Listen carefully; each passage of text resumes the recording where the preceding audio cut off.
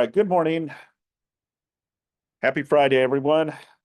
September 20th already. And we just got a couple, was it one more week left till the end of September and the beginning of October. So thanks again for jumping on the call. We're going to be talking about the new form, the BCA, the Broker Compensation Advisory. Okay. There's some stuff that as a listing agent, as a buyer agent, that you must understand and how to navigate it. Now, this form automatically already populates. Okay, it already populates when you do the listing agreement. It will automatically populate it. When you have a buyer representation agreement, it will automatically populate as well. Okay. So part of the segue today is there's 5 things that you must understand and know about the new form, right? In essence, how do you explain it to your client? How do you navigate if they have questions? We're going to go into the meat and potatoes of this and just give you some ideas on how to navigate the conversation. Again, with all of the new changes happening with NAR, it's important and vital for your success is to know how to navigate, any and all of the forms, right? Understanding the buyer representation agreement, the BRBC, the non-representation agreement, right? The listing agreement that removes compensation to any cooperating broker as well. So it's vital and very important for you to understand how to navigate the conversation. All right, well, let's go ahead and get started. I doubt that this is going to take about an hour. So, if you do have any questions, please put them on the chat. And also, please, please, please, please, if you need to step out or take a call, please make sure that you mute yourself because sometimes we get chatter on the back end. So make sure that you mute yourself as we go through the presentation.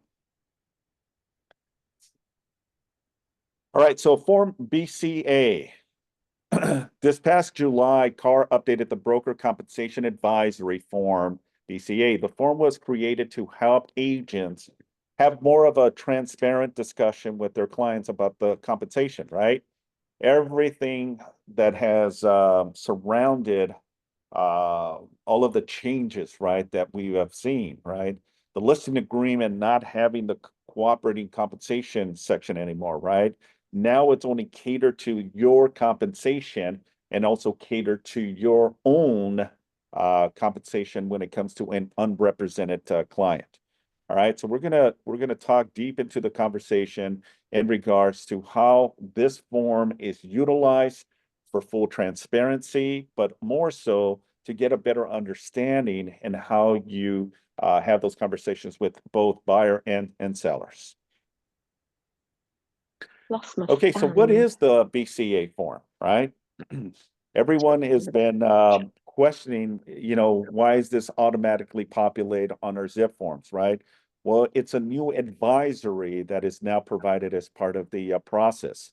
Again, when you populate a listing agreement, when you populate a buyer representation agreement, it automatically will provide you with this form. So the BCA is a one-page form that can be used to explain to your clients how the broker gets paid in a real estate transaction. It is broken down into 3 sections, okay? Issues for a seller and their agents to consider, issues for a buyer and agent to get consideration, and then different ways in which the buyer broker gets paid. The BCA also discusses changes in the real estate industry regarding payment of compensation. The form can be used with both seller and buyer clients and will be bundled with the residential listing agreement form RLA and the buyer representation and broker compensation agreement BRBC. The BCA will also be available as a standalone agreement, right? Depending on the circumstances in the process that you're in will dictate if this form will populate or not. But we have to. So please make sure to mute yourself. Let me have to get a little bit firmer. mute everyone.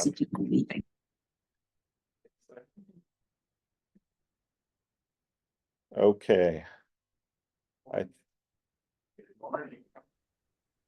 All right. Sorry about that. I'm just trying to mute everyone here. All right, so as a listing agent representing a seller, how can you utilize the BCA form, right? Well, under the paragraph 1 of the BCA, which are clients to explain that when a seller lists their property for sale through a listing broker, they agree to pay the listing broker when escrow closes, right? If you look at the listing agreement, right, there's nothing on the listing agreement that says anything about compensating a buyer's agent anymore. That has been removed since July of this year. So now, in theory, is when you're having a conversation in front of a seller or sellers, the conversation should just be geared to what your compensation and your compensation only, right? You shouldn't be having conversation is, look, I'm going to get a 6% total commission, but out of that 6%, we're going to give 3% to the buyer's agent. You cannot have those conversations any longer. That's due to the NAR settlement, right? Anything that you negotiate with the seller, it's your own compensation. That's it. Okay.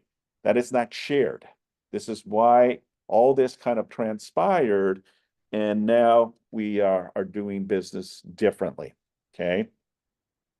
So the listing broker compensation is not set by law, right? So all commissions, folks, it's all negotiable, right? Whatever you negotiate between you and the seller is what you negotiate.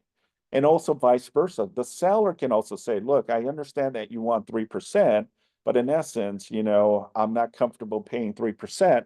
I only want to pay 2.5%.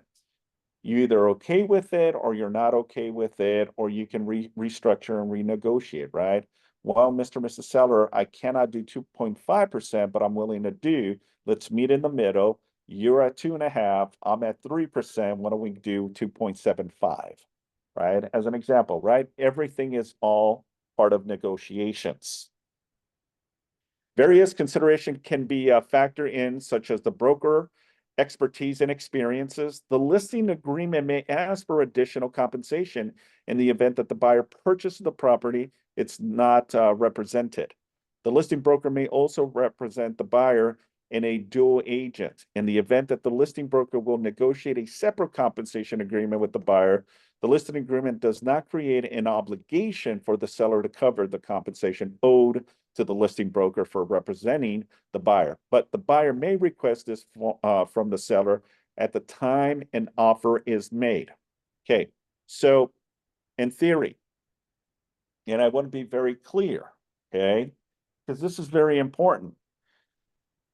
Right now, the state of California still allows us to do what's called dual representation, right? Meaning you can represent a buyer, you can represent a seller, and be the agent facilitating both transactions, okay? That's considered dual agency. Dual agency also means if it's two agents with the same brokerage, okay? Not necessarily it's KW to KW, it has to be the same brokerage. Okay, their license is hung with the corporation, and there's two agents in that same corporate license that creates dual agency. Okay, as a licensed agent, you have the capability to service both.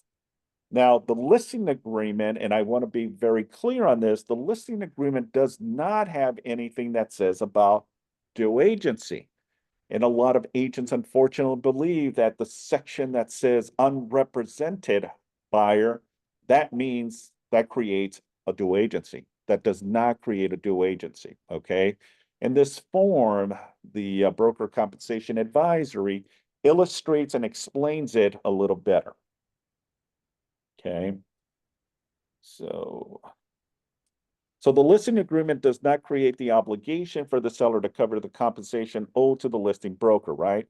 For representing the buyer, but the buyer may request this from the seller at the time offer is made, right? Everything is negotiable, right? You are now on the other side of the equation, right? You're focused and working with the buyer. Part of the process is you're going to sit down with the buyer and do what's called a buyer consultation, right? You're trying to earn the opportunity to work with this buyer, right? After the conversation, they feel compelled, they feel comfortable, they want to work with you. Then the next step is part of my service, and part of the process is I must have something in writing. And that's where the buyer representation agreement, the form BRBC, comes into play. Okay. What if I am a buyer agent representing a buyer? How can I use the BCA form? Okay. Under the same form, paragraph 2 of the BCA, with your client to explain that having a written representation agreement is important as establishing mutual expectations and helps to avoid misunderstanding. Having a written agreement with the buyer includes the amount of compensation is a requirement prior to showing a buyer property per terms of the NAR settlement. Beginning next year, California law will also require written agreements between buyers and agents, and your client will need to come to an agreement on how and how much the buyer broker will pay. In essence, okay, this is now considered standard practice, right? In the past, and Fred has been in the industry for quite some time. In the past, it's been very loose. A lot of agents would not use the buyer representation agreement. It was optional. It was optional, meaning you can represent a buyer, submit an offer, and never have a buyer representation agreement. That was optional. Some agents did, some agents didn't. Okay. But that also set the gaps when it came to that buyer now working with another agent, and you were left there thinking, like, what happened? The buyer went radio silence. I haven't been able to communicate. Okay. And then you find out 3 weeks, 4 weeks later that they're in escrow or they just closed on a property. Okay. It's not a good feeling to feel, right? When you put time, effort, and energy with this buyer, and then that buyer goes and works with someone else. And the reality, it's going to happen. It's going to happen in your career. Nothing is set in stone. But the essence, if you have documentation to back up your claim, that's going to solidify a better position for you to get paid compensation. And that's where the buyer representation agreement comes into place. And yes, the form does say that the buyer is responsible to pay you guys compensation. It does. Now, in essence, a lot of agents were so hesitant to use this form is because they did not know how to navigate the conversation with the buyer. And they were like, I don't want the buyer to feel uncomfortable. I don't want the buyer to feel that I'm holding them hostage, and sometimes buyers don't even have the means to pay additional commission, right? Because the contract says that the buyer's obligated to pay you. Remember, you are working for the buyer, right? And the buyer's working for you. It's a mutual thing, right? In essence, you're not working for the seller nor the listing agent, right? So this is why now a buyer representation is vital and important to be part of your process. Also, let me ask you this question, and this is people on Zoom as well. Would you go on a listing appointment and tell the sellers, hey, I'll sell your property, okay, and never have a listing agreement signed and execute it? No, you can't, right? This is the reason you have a listing agreement signed for that purpose. So now moving forward with all these changes, this is part of the process now. Anytime you're talking real estate to a consumer, and it feels like it's leading to a potential buyer client, then you must have something in writing. Now, the essence is you have an exclusive buyer representation agreement or a non-exclusive buyer representation agreement. Okay. There's also specific language there that says the buyer has the means to pay you. You want to know this ahead of time, right? Because as much as you want to work with that buyer, right, you can also terminate that agency agreement that you have with the buyer at any given time. And I'm going to explain it a little bit more as we progress through this presentation. Now, how do I explain the various way in which a buyer broker can get compensated? Okay. And this may be a candid conversation you may have with either party, a seller or a buyer, right? Under paragraph number 3, within your client, which sets forth 3 potential ways in which the buyer's brokers gets paid. Number 1, the buyer pays their own broker, right? That's number 1, right? That's clear and concise. I work for Sherman. Sherman works for me. We're working together. He's the consumer buyer. I'm the agent, right? I'm going to have a sit down with him and explain the initial process with Sherman and how I'm going to navigate to find and identify and negotiate and get the offer accepted and go through the due diligence period and ultimately close the deal, right? But Sherman is the buyer and Sherman can pay me compensation under these new terms. Number 2, the seller pays the buyer broker by asking the seller to cover the cost as a term in the offer to purchase. So Sherman, okay, as much as you want to pay me my 3%, right? And he's going to chuckle and laugh, right? Simon, I don't have 3%.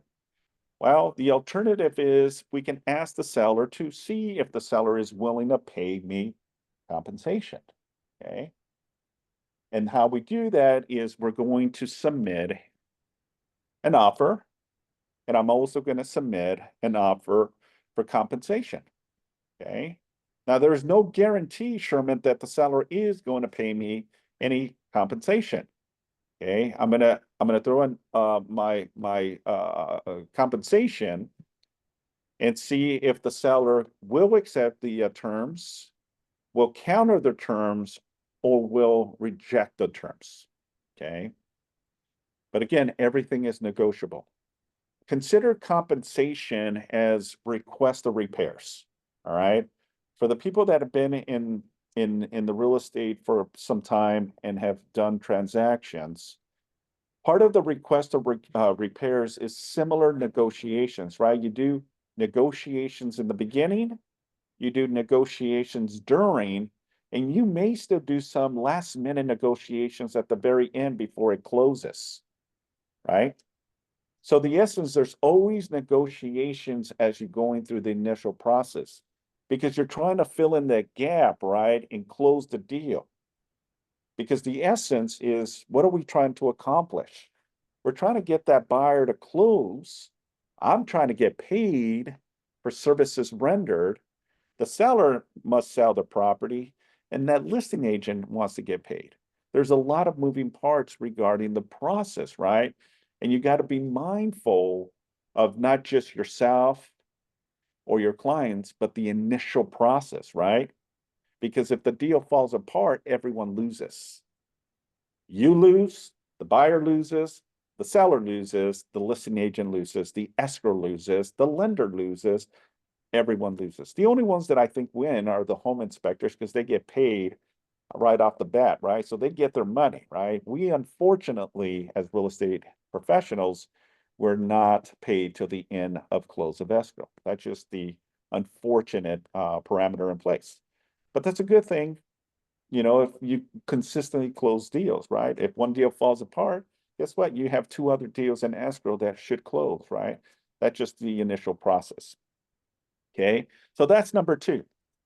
Number 3 is if the seller is unrepresented, the buyer agent can approach the seller directly and ask the seller to compensate the broker. Note, these options are not mutually exclusive, right? So that's another way that an agent can get paid, right? You're the listing agent, as an example, right? And you already secured your compensation as part of your agreement, but there's also another section that says about anyone that's unrepresented. Okay. Now, an unrepresented, it doesn't necessarily mean dual agency. Okay? I want to be crystal clear with that.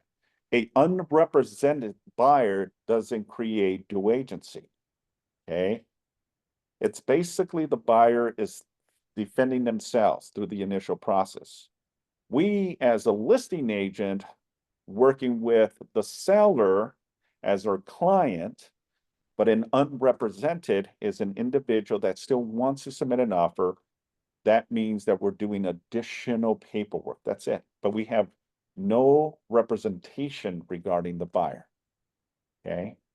Now, you can create that buyer to have an exclusive or an agreement with you, then that changes the conversation because a unrepresented buyer is not considered due agency. Once you get that buyer to sign an agreement with you, then that creates due agency. Okay. If you don't, if you're unrepresented, if they represent themselves, you don't feel correct. Well, yes and no.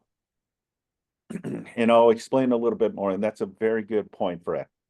The question that Fred is saying is, on a unrepresented buyer, does that mean that we don't have to do any paperwork? Not necessarily. Yeah, yeah. If you do any additional paperwork towards the buyer's responsibility.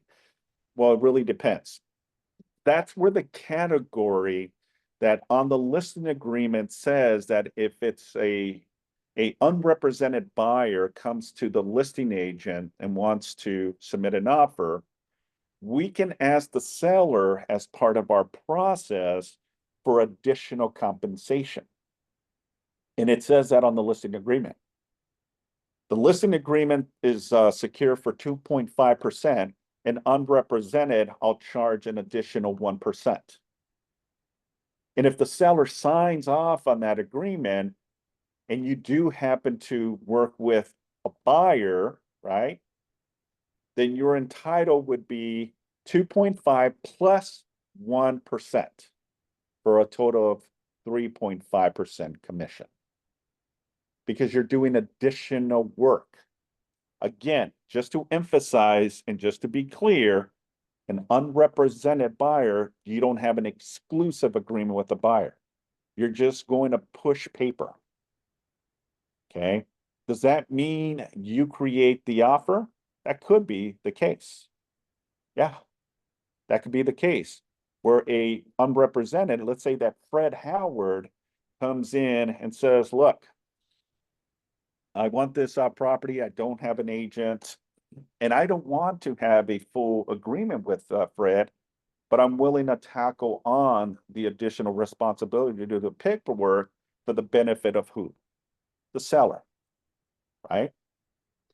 So in essence, I'll tell Fred, look, no problem, you know, and he may not have the means or doesn't want to be represented because he may be savvy enough and understand. He may be an investor that has seen the forms and knows already the elements of it.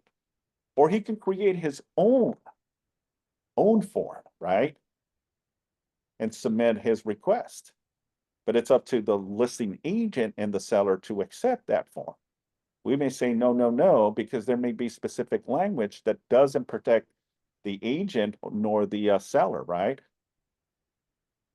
Then we can transition from that and says, we're going to use the C.A.R form purchase agreement to navigate this because there's a lot of language there that protects all parties, including the agents.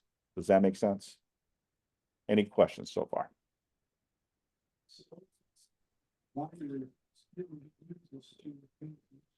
Speak up.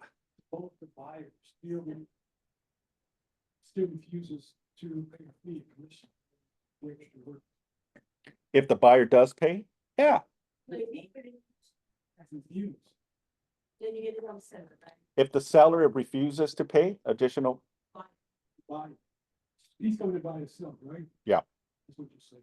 So he's going to buy himself because he doesn't want to pay such fees, all right?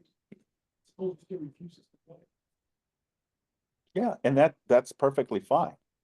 You have to have specific, and answer your question, you have to have specific language in there that if you go on a listing appointment, right, and you have that section with unrepresented, if you leave it blank, then what you're telling the seller is that if you're willing to tackle on an unrepresented buyer, you're not going to compensate additional funds from the seller. Now you have to figure out how you're going to maneuver that conversation and now possibly transition into a buyer representation agreement or an exclusive agreement to submit a request for compensation now to the seller as part of the negotiations. Because the buyer may not have the means or may refuse to pay you commission. Now, the question here is, how do you navigate it? Well, you don't have to work with someone that is not going to compensate you. Okay. We can ask the seller, and if the seller comes back and says no to that, then you're in a position is, I'm not collecting additional commission from the seller. I'm not collecting additional from the buyer. You have to make an executive decision in how you're going to navigate this. Okay.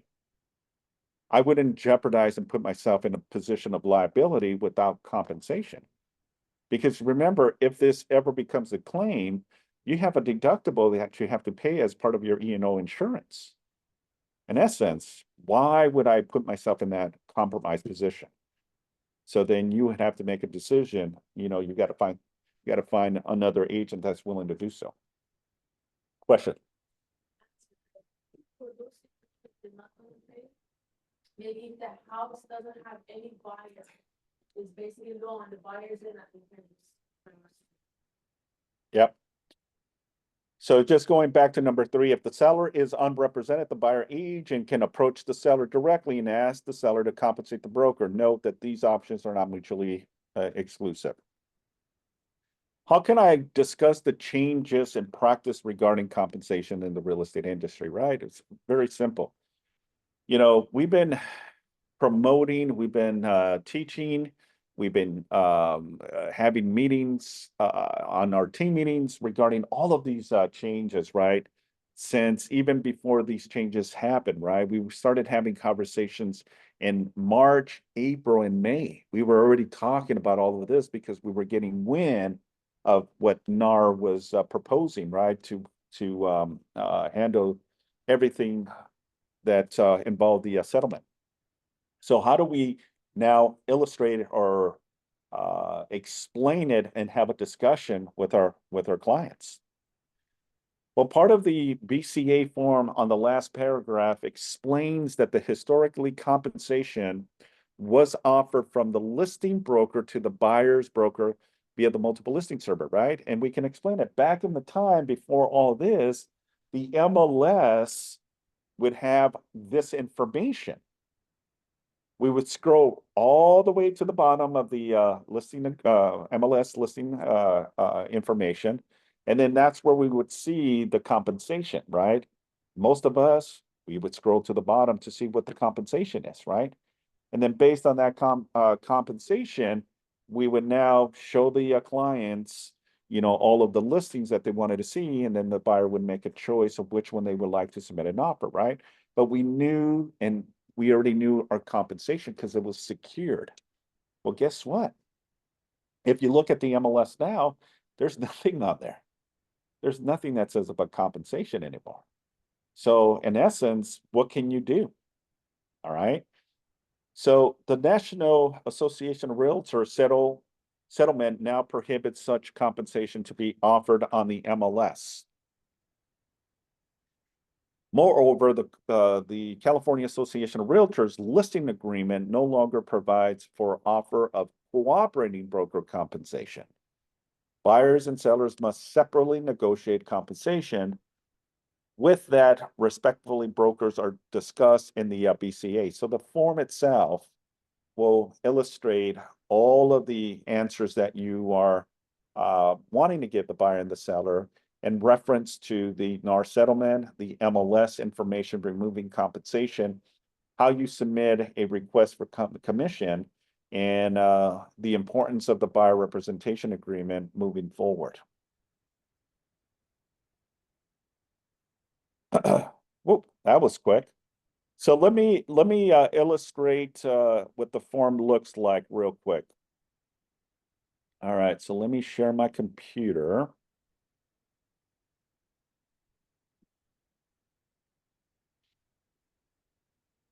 Yeah, it was, I told you, it was a very simple, presentation today. Um,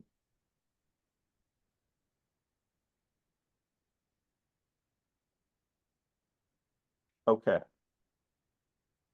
Does everyone see my screen?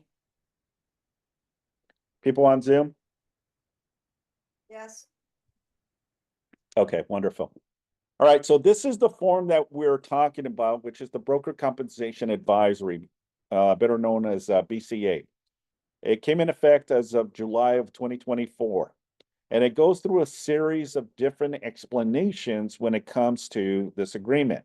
It also has on the very bottom either the seller to sign or the buyer to sign. As I stated earlier, right? When you populate the listing agreement, it will automatically populate this form. Also, when you populate the buyer representation agreement, this advisory will also be attached as part of the explanation process to the buyer. Now, as I stated on the presentation, is when a seller lists their property for sale through a real estate broker, they agree to pay the seller broker when escrow closes, right? That's always been the case, right? If I'm going to have a written agreement with Sherman, right? Part of my process is, look, I'm going to do X, Y, and Z to sell your home. And once I successfully close it and we have official recording of your home, then I will get paid from the sale of the home. And we have that in writing, okay? Because I've already secured that in the very beginning when we executed the listing agreement, right? Make sense? Now, on the flip side to this, right? The buyer is now Sherman, right? And Sherman and I have a written agreement that says that the buyer is obligated to pay me compensation for the successful closing of their purchase, right?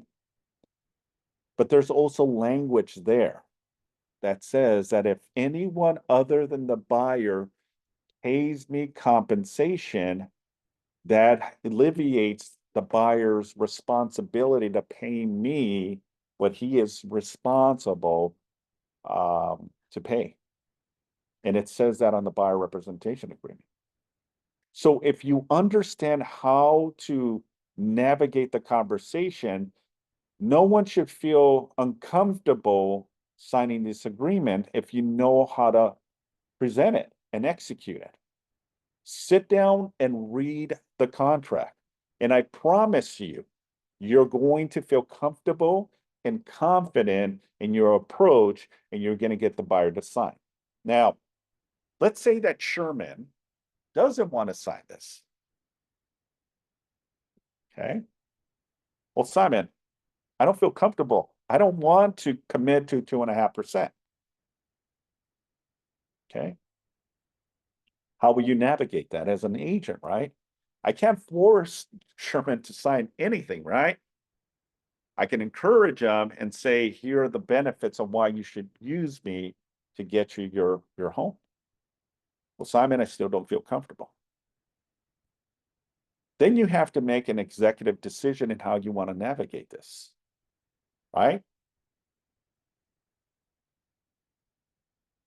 You either work with them or you don't work with them. That's your choice. But in the back of your mind, you should be thinking about, well, the whole game plan here is I'm going to try to get it from the seller, right? Because it's always been that way as long as I can remember. Times have changed, yes. The way we practice real estate has changed, yes. But the initial process has still been the same. Okay. Just to kind of recap on this, remember, all commissions are negotiable, right? So if I was to negotiate with Sherman, he's the seller. Hey, Sherman, part of my initial compensation to help you sell your beautiful home is going to be a total of 6%. I'm going to market the property. I'm going to get a lot of eyes on it. I'm going to host open house. And then I'm going to try to get you top dollars for your home. sign the contract. 6% is a little heavy. Okay. Okay. What are you comfortable paying for everything that I'm going to do to sell your home? That's several similar what I got. 4%? Okay. What if we meet in the middle? I'm at 6, you're at 4, let's meet at 5. Suppose I'll say yes. Okay. So if he says yes to 5%, guess what? On the successful closing, I'm going to get 5%. Okay. The realistic the realistic of that is very far and few, right? Because that's a lot of money. Okay, because 5% has always been total for two agents, right? But if you negotiate and they accept those terms, then that's all you. Congratulations. Because in essence, remember, the seller doesn't have to pay a buyer's agent any longer compensation. So in essence is they may be okay with that. Okay. They may be okay with that. Standard right now is anywhere from 2.5% to 3% standard. And you can see it through, the past of the MLS and, just talking to your peers on what they're collecting commissions. They're usually around 2.25, 2.5, 2.75 to 3% is what we're seeing right now. Okay. But all are negotiable.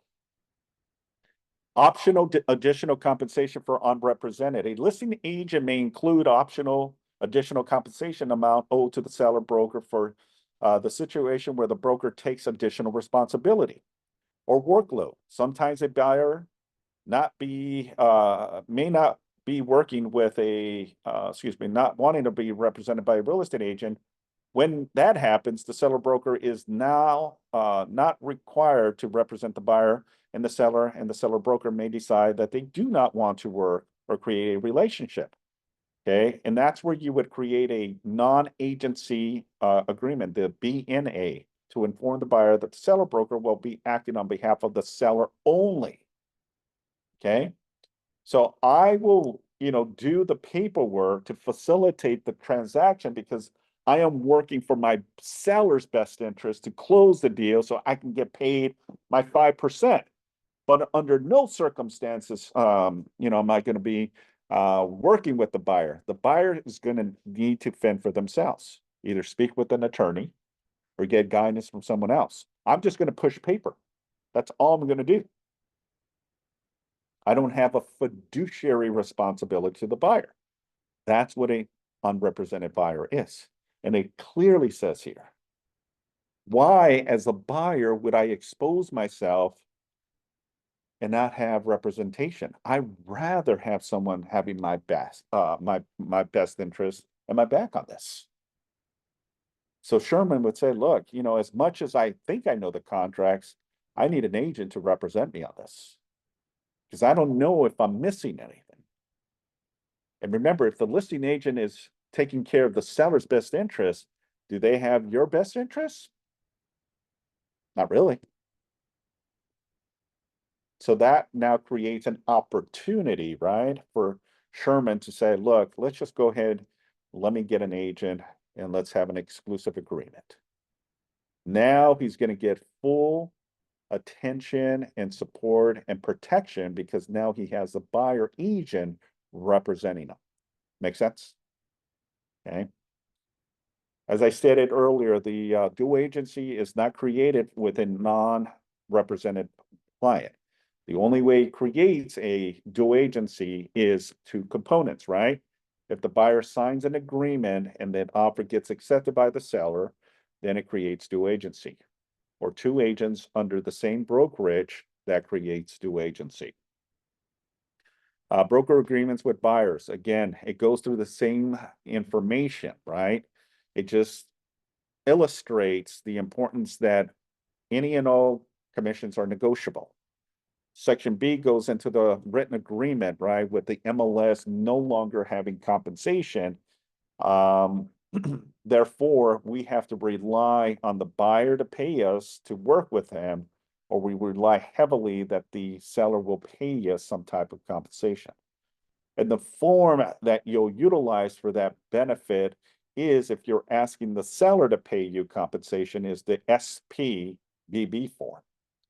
When you have a purchase agreement under G3, you're going to check that you do have a buyer representation agreement. That'll populate the SPBB form. And now that form, you're going to put what your compensation that you're requesting from the seller, similar to request of repairs, meaning that a buyer can do their due diligence, right? A buyer can get a home inspection, plumbing inspection, roof inspection, foundation inspection, any and all inspections on the property, right? They get all these reports, and then they'll find what they want to ask the seller, right? To either fix it, give me credit in lieu of fixing it, or a price reduction. Those are the three components that a buyer can ask the seller to do, right? Mr. and Mrs. Seller, can you please replace the water heater? Mr. and Mrs. Seller, instead of replacing the water heater, give me credit of $1,000. Mr. and Mrs. Seller, instead of paying me a credit or doing the repairs, why don't we just do a price reduction from this price to this price? Okay. And the seller can choose any of those, plus they can choose one last one. And that last one is, I'm not going to do any of them. Property is being sold in as is condition. Okay. Seller doesn't have to do anything that the buyer requests. The seller can be radio silent and never respond to the buyer's request. It clearly states on the agreement. Compensation, ladies and gentlemen, is the same component now. Three things can happen, right? As I said earlier, seller can agree to the offer of compensation that you submitted. The seller can counter that and say, no, no, no to the 3%, but I'm willing to give you 2.5. Where the seller can say, nope, your client, your buyer is responsible to pay you compensation. Okay, so those are the three things that can happen. Section C, advantages of written agreement. Buyer and the broker benefit with the terms of the relationship.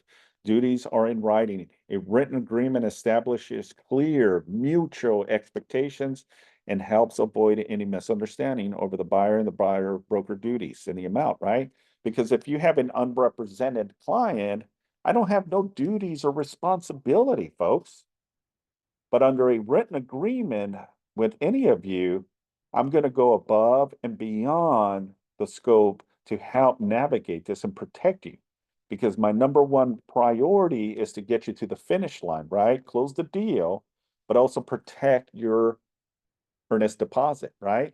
Because if this goes sideways, right, we don't want to expose the buyer's deposit. And now the seller has when and ties to get that money, right? So conversation is vital. Communication is vital. The process of explaining to the buyer is vital. And if it goes sideways, it better happen in the very beginning, not at the home stretch, 2-3 days before it closes, right? But stuff happens. A death, unemployment, loss of money, so many things can happen, right? That alters the position. We're crossing our fingers every single day until crunch time, right? Until the 30 days, 45 days, right? When you know the deal is going to close. This is why it's important, ladies and gentlemen, to consistently be out there looking at more opportunities, right? Just because you have one escrow, you got to rely on more, having 2 to 3 to 4 more in the pipeline, because one of them may fall apart and now you're back to square one. This is why you have backups, right? This is how your top agents stay consistent in their business. Sellers pay the compensation. I want to emphasize on paragraph number 2, where it says buyer agents negotiations and agreements directly with the seller. Okay, so let's say that this is a kind of a for sale by owner, or the seller is not being represented. That can be the other segue, right? One segue is a buyer not represented, right? But what if a seller is not represented? That can happen. A seller may say, I want to sell my home and I'll sell it for this price. And if you can find me a buyer that's willing to pay me for this price, I'll consider selling it. But under no circumstances am I going to get a written agreement with you. Okay, because the goal as a listing, as an agent, is to get a listing out of it, right? Because that secures our compensation. Okay. Well, and I'm going to get to that. A for sale by owner is not a listing agreement because they don't want to list it with an agent. And more so, the whole purpose of a for sale by owner is they don't want to pay, right? So in essence, now we have to go back and rely on who? The buyer. Okay. Because the seller may be adamant and say, look, I'll sell it, but I'm not going to pay. And that can happen. Just as a buyer can say, I'm not going to pay because I don't have the means to pay you compensation. The seller could say, look, I'm tight. I'm barely making enough to buy my next home. I need every penny from the sale of this home. I don't have money to pay 3 or 4%. So if your client wants it, I'll sell it, but you got to figure out your commission. And that can happen. What form would you utilize for that purpose? Well, let's see under this paragraph. If a seller is an unrepresented or does not have an exclusive agency relationship with any other broker, a buyer broker may approach the seller asking the seller to sign an agreement. That form is the SP form, single party compensation agreement. To pay the buyer broker, in this situation, the seller agrees to pay the buyer broker compensation without necessary creating an agency relationship with the broker. When that happens, the buyer broker is advised to use a seller non-agency, better known as the SNA form, to inform the seller that the buyer broker will be acting on behalf of the buyer only. So now it flips the tables, ladies and gentlemen, that the essence of our approach is very crucial, right? Because we don't have any representation towards the seller. So when I'm working with a buyer, I'm working for the buyer. We're going to submit what we need to submit to the seller, but the seller has to fend for themselves because we don't have a written agreement with the seller. Or at least I don't have an agreement with the seller. Okay. So it's a benefit to either party and whoever wants representation. Ideally, right, we would like to secure that opportunity because if this buyer doesn't go through, at least I have a secure listing agreement in place that now I can promote it and market it to my peers, but also showcase it on third-party sites, the MLS, and see if I can pull another buyer that is willing to pay for that home or buy that home. Make sense? Okay. And then the last part of it, and we'll end at this, changing practice related to a seller broker offer of compensation. Historically, the California many seller broker used the multiple listing service to make a unilateral offer to compensation a buyer broker who procures a buyer for the seller's property. However, the nationwide NAR settlement prohibits the seller broker from using the MLS. So under no circumstances, ladies and gentlemen, may you put anything that the seller is willing, okay, on the MLS. Okay, and I'm only talking MLS, okay, that's it. You cannot put anything of compensation on agent remarks, on private remarks, on descriptions. I've even seen like social media stuff where people do images and put like 3 pots for 3%, or something that insinuates that the seller will, pay compensation, right? It's a negotiation tool. Submit. Now, if a buyer agent reaches out to you as a listing agent and asks, a direct question, hey, is the seller paying concessions? Okay. And if the seller is, you can say, yeah, the seller is. Please submit your request. That's it.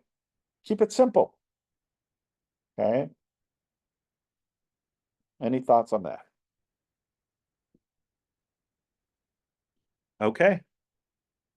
So that's pretty much in a nutshell, the broker compensation advisory. It is a 2-page form. And it is part of the new process when submitting a listing and a buyer representation agreement. This form will populate. All right. With that being said, it is about 11:21. So I'm giving you back at least nine minutes of your time. I appreciate you all for being part of this. And if you have any additional questions or anything that I can help, please do not hesitate to reach out, and we will see you on the next real estate contract class. Thanks.